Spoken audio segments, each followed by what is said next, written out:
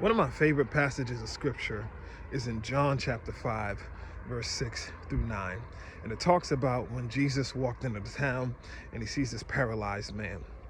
And the scripture says that he knew that this man had been sitting there for quite some time, for some years. How did he know? We typically know who these people are who have been paralyzed, not necessarily physically and they're laying on their mats, but in other areas. They're paralyzed in that relationship, paralyzed in that circumstance. They're just paralyzed, meaning they're just not moving. And he asks him a very important question. He says, do you want to be made whole? I know how long you've been here, but do you want to be made whole? That is a key and important question. It's one of the first things that I ask couples when they enter my office.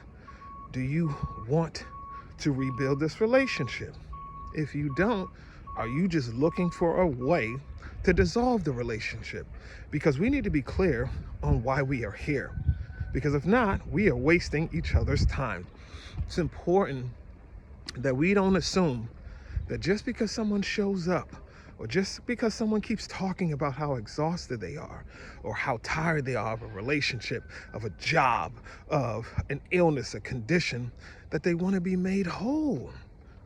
And then the second part, he asks him, he says, okay, cool.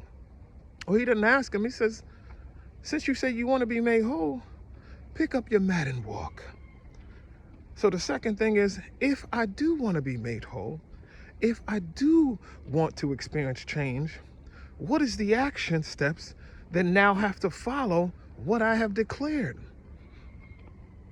And if those action steps are not working, then you switch those suckers up and figure out another path.